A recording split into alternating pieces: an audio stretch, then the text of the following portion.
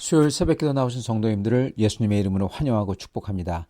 오늘 하나님 말씀은 스바냐서 3장 9절부터 20절 말씀으로서 마지막 때의 약속이라는 제목으로 말씀을 전하도록 하겠습니다.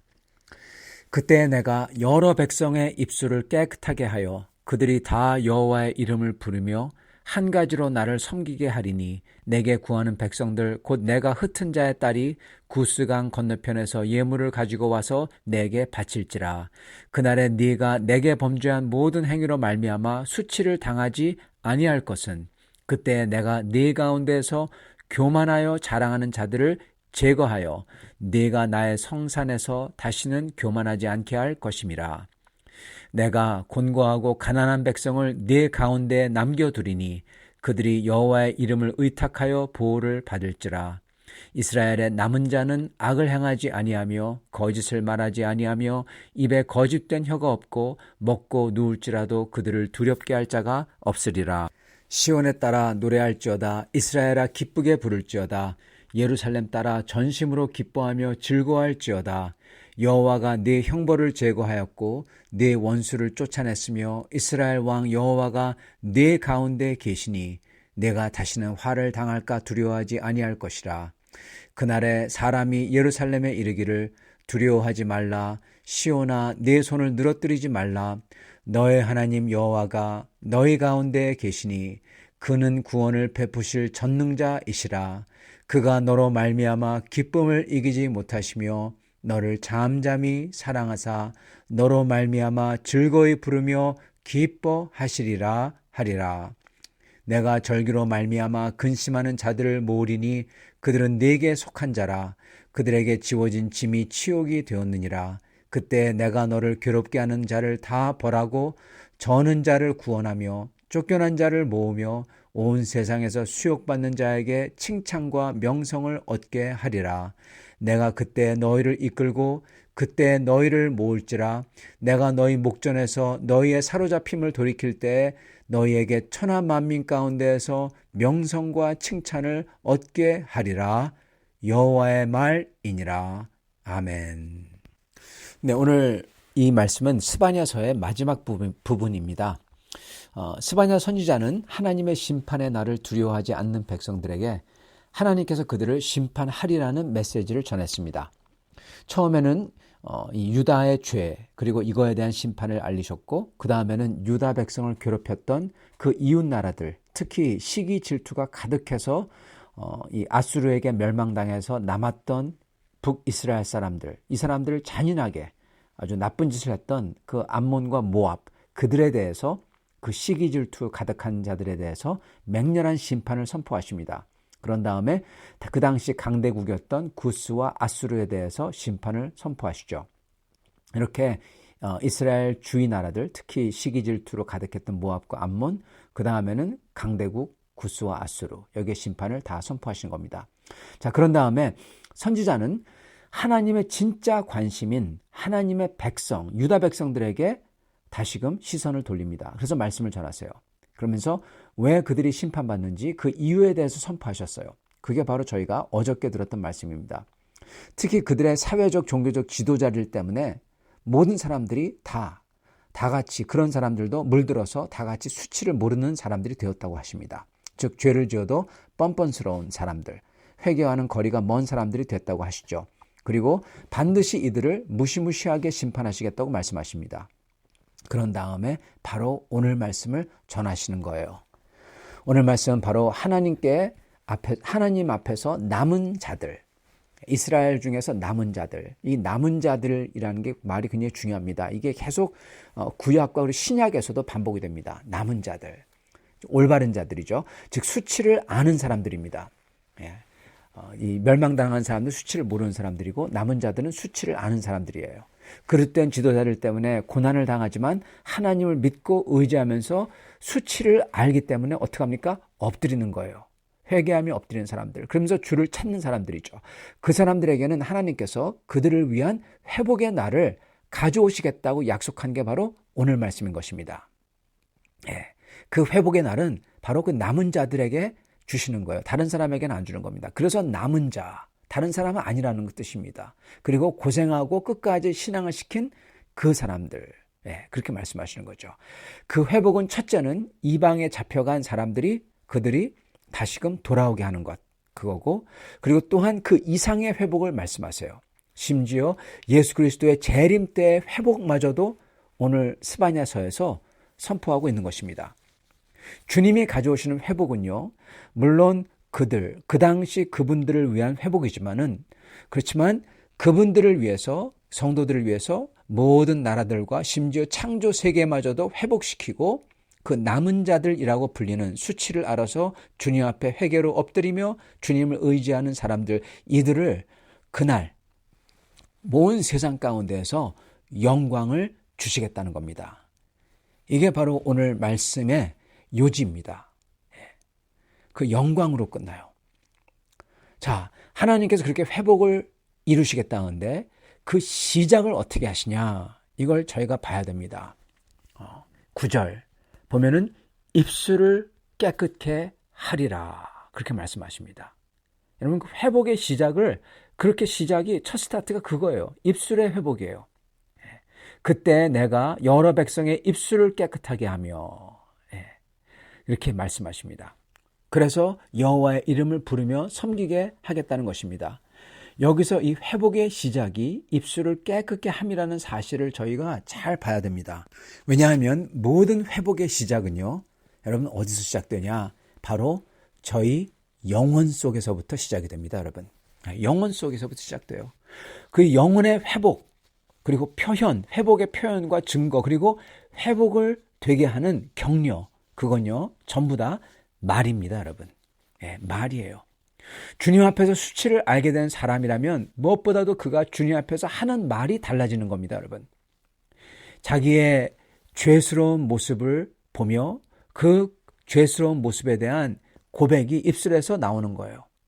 그게 회복의 시작입니다. 여러분, 은혜 받을 때요, 잘 봐보세요. 여러분의 은혜 받으셨을 때 기억하세요. 기억을 해보시기 바랍니다. 여러분, 정말 은혜 받을 때 어떻게 됩니까? 여러분, 뭐가 나옵니까? 주님을 찬양하면서 뭐가 나오죠?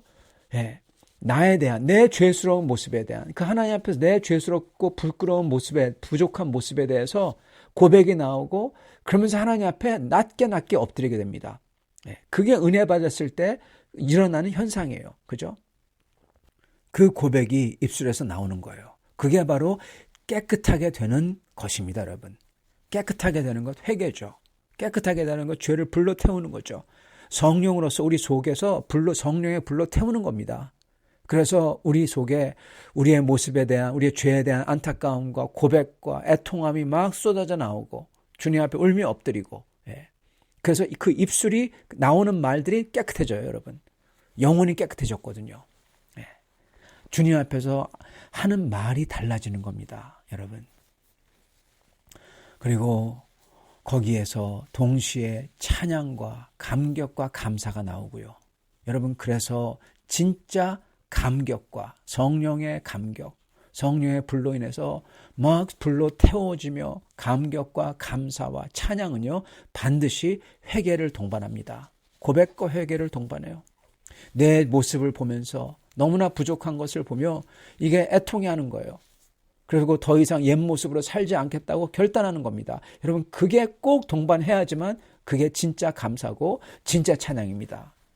여러분, 그래서 감격과 감사와 찬양이 있는 곳에는요, 반드시 이 회개와 그리고 주 예수 앞에서 옛 모습을 애통해함과 그리고 새롭게 살겠다는 결단, 이게 반드시 있습니다. 이러한 회개와 결단이 없는 감사와 찬양은 찬양도 아니고 감사도 아닙니다.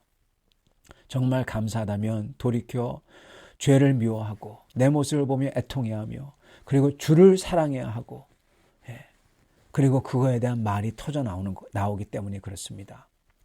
여러분, 이 회복의 시작은 그렇기 때문에 바로 입술의 깨끗함으로 시작된다는 것입니다.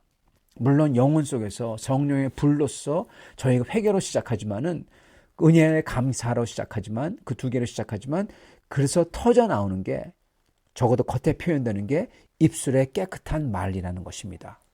거룩한 말이죠. 주님께 나아가는 회개의 말, 주님의 감사의 말, 찬양의 말입니다. 그래서 그런 마음과 입술에서 다른 성도들에게 복을 주는 말이 나오고 시기, 질투, 미움, 비꼬는 말, 원망의 말, 이거는 불로, 성령의 불로 소멸됩니다. 네. 격려하고자 하는 말이 나오고 복을 주고자 하는 말, 내가 받은 이 축복을, 이 구원의 기쁨을 조금이라도 나눠주겠다 하는 말이 나오는 겁니다, 여러분. 여러분, 그게 있어야 돼요. 진짜 믿는 성도들은요, 내가 받은 이 구원의 기쁨을 조금이라도 나눠주겠다, 이 태도가 있어야 돼요. 그 태도가 없는 사람은 여러분 구원 받았는지 의심해 봐야 돼요. 정말 그렇습니다. 정말 그래요. 성도 여러분, 내가 받은 이 구원의 기쁨을 조금이라도 누구에게 나눠주자, 그런 마음이 있으십니까? 아멘. 그러시길 바랍니다. 이게 없다면, 그리고 이게 없이 생활한다면 그거는 정말 문제가 있는 것입니다. 그리고 그런 백성은 12절처럼 곤고하고 가난하다. 즉 정말 겸손하고 진리를 위해서, 주님을 위해서 고난을 감수한다는 거죠. 그리고 12절처럼 악을 하지 않고 거짓을 말하지 않고 거짓된 혀가 없다고 하십니다. 여기서 세 개가 나오는데 악, 거짓, 그리고 거짓된 혀. 악이라는 것은 다른 사람들에게 해를 끼치는 거죠. 즉 공의를 갖다가 깨버리고 그 선을 넘어가지고 막 나쁜 짓을 하는 거죠. 그리고 거짓말, 이거는 여기는 거짓말이라고 나오는데 사실은 그냥 거짓말이 아니라 여기서는 특별한 단어입니다. 여기는 위증을 뜻합니다. 위증이 특별히 정말로 사악한 것은 온전한 판결을 거꾸로 뒤집어 버려요. 악인을 의인으로, 의인을 악인으로 바꿔버립니다. 그래서 아주 결정적인 악입니다. 그리고 거짓된 혀, 이건 평상시 거짓말을 뜻합니다. 그래서 이러한 자들은 사단에게 속한 자들이죠. 정말 하나님의 백성들은 이러한 것을 안 한다고 하는 겁니다. 하나님께서 회복을 말씀하시는데 이런 것을 하는 이들은 회복을 못 받는다는 거죠. 회복이 안 된다는 겁니다. 하나님께서 그러나 이것을 버리고 그리고 주님 앞에서 자기의 모습을 보며 회개하며 애통의 말이 나오며 주님의 거룩한 말이 나오는 자들, 이러한 자들에게 주님께서 직접 은혜와 역사를 베푸실 거라는 겁니다. 하나님께서는 이분들을 위해서 어떻게 직접 역사하시냐? 11절입니다. 그날에 네가 내게 범죄한 모든 행위로 말미암아 수치를 당하지 아니할 것은 그때 내가 내 가운데서 교만하여 자랑하는 자들을 제거하여 내가 나의 성산에서 다시는 교만하지 않게 할 것임이라. 이게 무슨 말씀이십니까? 주님께서는 이러한 악인들, 악을 하고 위증을 하고 거짓을 하는 이러한 자들을 정확히 그들만 제거해버리겠다는 겁니다. 그래서 주님의 백성이 온전하도록 남길 거라는 거고요. 여러분, 만약 주님께서 이걸 하실 수 있다면 왜 지금 안 하시고 이렇게 끝에 가셔서 하실까요? 즉 주님께서는 이걸 할 수 있는데 기다리신다는 겁니다. 그리고 그 이유는 주님은 길이 그 죄인들의 회개하심을 기다린다는 겁니다. 그리고 그 죄인들의 악함을 사용해서 진짜 남은 자들, 진짜들, 곤고하고 가난한 자들, 이들이 누군지 구분하시고자 하셨던 거죠. 즉 알곡과 가라지를 분명하게 선명하게 그들이 부인하지 못하도록 만드시고자 하신다는 겁니다, 여러분. 그게 된 다음에 주님은 그들에게 심판을, 그리고 남은 자들에게는 영원한 축복을 가져오시는 겁니다. 분명하니까요. 이제는 선명하니까. 자기들도 아니까요. 바로 이 원리와 그림이 또한 우리 크리스찬에게 해당하는 마지막 때 모습이기도 한 것입니다, 여러분. 왜냐하면 첫째, 이 스바냐서는 단순히 이스라엘의 회복만 그리는 게 아닙니다. 주님의 백성, 남은 자들, 유대인과 초대교회 성도들과 그리고 우리와 또한 앞으로 올 성도들 다 포함해서 어떻게 하나님께서 이들을 심판하시고 회복할지 하나님께서 지금 보여주고 계시는 거예요. 그래서 여러분, 구약의 모든 선지자들은요, 구약의 모든 선지서들은 그때 그 사람들에게 대한 하나님의 말씀을 선포하시지만요, 또한 동시에 그 지평선 너머의 역사를 선포하셨던 겁니다. 지평선 너머 앞으로 올 예수 그리스도, 그리고 그 지평선을 또 넘어서 앞으로 올 온 세상과 지구를 심판하고 새롭게 할 날, 이거를 모든 선지자들이 그리고 스바냐서도 선포하고 있다는 것입니다. 왜냐하면 하나님이 이걸 줬어요. 그리고 둘째로는 그 하나님은 그들에게나 스바냐서의 그 사람들에게나 예수 그리스도 당시의 초대교회 성도들이나 우리에게나 똑같은 동일한 분이에요. 똑같은 사람이에요. 똑같은 하나님이세요. 그분이 전체를 다 계획하고 있는 겁니다. 그래서 선지자들의 말씀과 예수님의 말씀과 예를 들어서 요한계시록의 말씀이 똑같은 것을 같은 것을 말씀하고 계시다는 거예요, 여러분. 그래서 남은 자들에게 가져오실 영원한 축복은 뭐냐? 바로 이겁니다. 15절. 여호와가 내 형벌을 제거하였고, 어떻게 해서 하실지 모르지만 하나님께서 우리의 형벌과 우리의 죄를 제거해 주세요. 이거는 그 당시 사람에게는 미스테리입니다. 왜냐하면 죄 지은 사람은 반드시 죽어야 되거든요. 근데 주님께서 형벌을 제거하시겠대요. 우리는 알죠. 어떻게 하시는지. 모르신다면 여러분, 형벌을 제거하는 방법이 바로 그 형벌을 자기 아들에게 다 쏟는 것입니다. 예수 그리스도에게. 여호와가 내 형벌을 제거하였고 내 원수를 쫓아냈으며 이스라엘 왕 여호와가 너희 가운데 계시니 너희가 다시는 화를 당할까 두려워하지 아니할 것이라. 성도 여러분, 가장 큰 축복은 무엇입니까? 악과 죄로 물들이는 교만한 자들을 우리 가운데서 제거해 버리시고 그 자리에 누가 계시냐? 여호와께서, 우리 하나님 여호와께서 우리 가운데 계시는 겁니다. 즉 임마누엘, 하나님께서 임마누엘로 계시는 게 가장 큰 축복인 거예요. 이렇게 하나님이 우리와 같이 계신다는 것은 마지막 때 일어나는 역사입니다. 근데 이 마지막 때를 시작하신 게 바로 예수 그리스도세요. 예수님이 오심으로써 하나님이 우리와 같이 계시잖아요. 그게 예수님이잖아요. 정말 눈으로 보고 목소리를 듣고 손으로 만지셨잖아요. 바로 예수님이 그래서 임마누엘, 우리와 함께 계신 하나님이신 겁니다. 그리고 주 예수의 영이 지금 현재 우리, 여러분과 저와 함께 계시며 동거하시잖아요. 그렇기 때문에 주님이 우리와 임마누엘 하나님이고요. 그렇기 때문에 여러분, 예수님께서 오신 게 바로 마지막 때의 시작이에요, 여러분. 마지막 때는요, 언제 시작했냐? 예수 그리스도께서 오셨을 때 마지막 때가 시작한 거예요. 우리도 지금 마지막 때를 그렇기 때문에 살고 있는 겁니다. 그렇기 때문에 지금이 마지막 때라 해요, 여러분.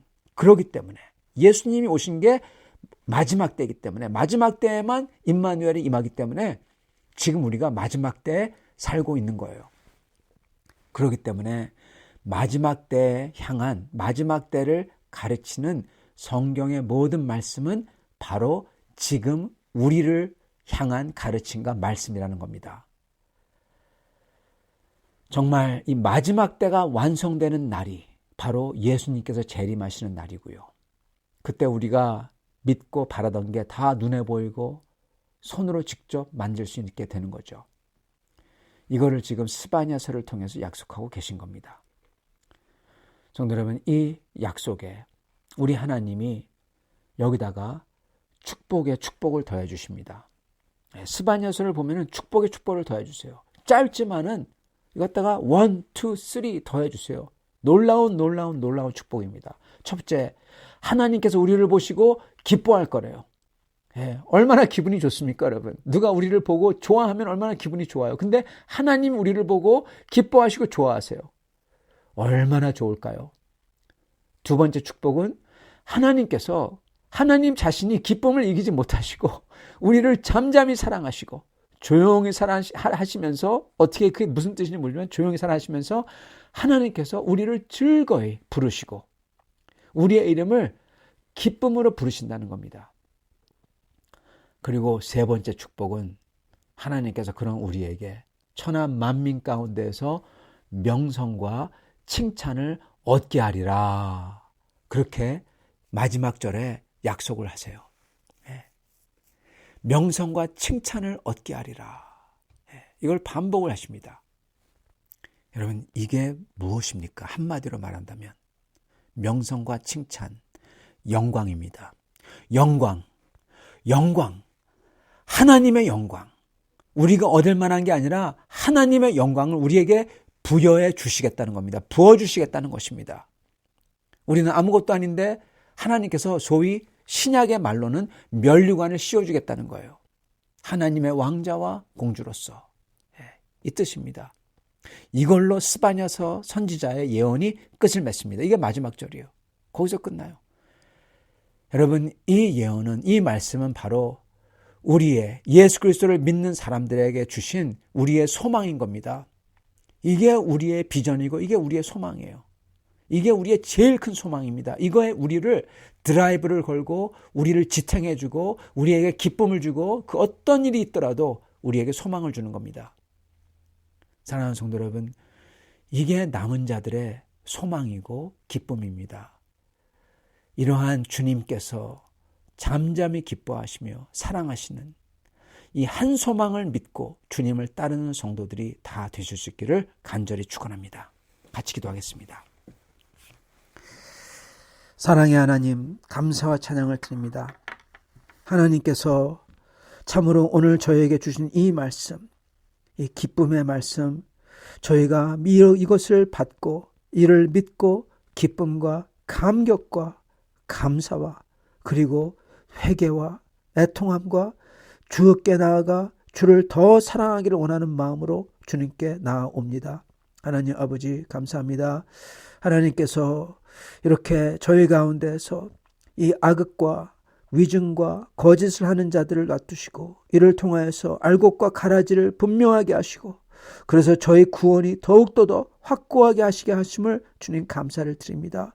주여, 그래서 어려움 속에서도 감사를 드리며 그렇게 주님을 믿고 버틸 때, 끝까지 주님을 붙잡을 때 주님이 약속하신 대로 주님께서 어느 날 다시 오셔서 저희를 기뻐하시며 잠잠히 저희 이름을 부르시며 기뻐하시며 저희에게 주님의 영광을 부여하시겠다는 그 약속, 이게 저희의 제1의 큰 소망이 된 줄 저희의 고백을 합니다. 하나님 아버지, 이것을 소망하며 붙들며 사는 자들에게 주님의 크나큰 은혜를 부어주시옵시고 그 날이 올 때까지 저희가 주님과 동행하는, 우리 임마누엘 주님과 동행하는 백성 되도록 축복하여 주옵소서.